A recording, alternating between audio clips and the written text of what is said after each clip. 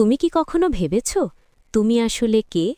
তুমি কি সত্যিই তোমার সামর্থ্য অনুযায়ী জীবন কাটাচ্ছ, নাকি অন্যদের কথায় নিজেকে ছোট করে ফেলছ? আজকের এই ছোট্ট গল্পটা তোমার চিন্তা বদলে দিতে পারে। একটা সবুজ বনভূমি, সেখানে দাঁড়িয়ে ছিল একটি বিশাল বটগাছ। গাছের ওপরে ছিল একটি ঈগলের বাসা, আর ঠিক নিচেই থাকত একটি বুনো মুরগি। একদিন হঠাৎ করে ঈগলের একটি ডিম নিচে পড়ে গিয়ে মুরগির ডিমের সাথে মিশে যায়। সময়ের সাথে সব ডিম ফুটল, আর সেই ঈগলের বাচ্চাটিও জন্ম নিল।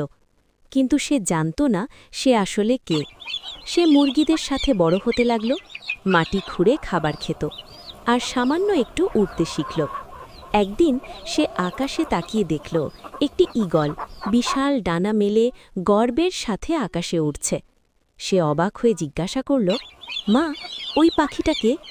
মুরগি মা বলল, ওটা ঈগল, আকাশের রাজা। ছোট্ট ঈগল আবার তার মাকে জিজ্ঞাসা করল, আমি কি ওর মতো উঠতে পারবো? মুরগি মা হেসে বলল, না, তুমি তো মুরগি। এই কথাটা তার মনে গেঁথে গেল, আর সেই দিন থেকেই সে নিজেকে মুরগি ভাবতে শুরু করল। সে আর কখনো চেষ্টা করল না উঁচুতে উড়ার। অবশেষে সেই মুরগির মতোই জীবন কাটিয়ে একদিন মারা গেল। বন্ধুরা, এই গল্পটা শুধু একটা গল্প নয়, এটা আমাদের জীবনের বাস্তবতা।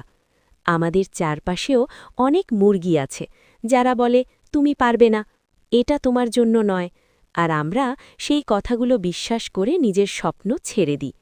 মনে রাখো, তুমি জন্ম থেকেই শক্তিশালী। তোমার ভেতরে অসীম ক্ষমতা আছে। তুমি চাইলে আকাশ ছুঁতে পারো। নিজেকে চিনো, নিজের উপর বিশ্বাস রাখো, কারণ ঈগল কখনো মুরগির মতো জন্মায় না, সে শুধু ভুলে যায় সে কে। ভিডিওটি যদি তোমার ভালো লাগে তাহলে লাইক করো, আর এমন আরও মোটিভেশনাল গল্প পেতে চ্যানেলটি সাবস্ক্রাইব করে পাশে থেকো।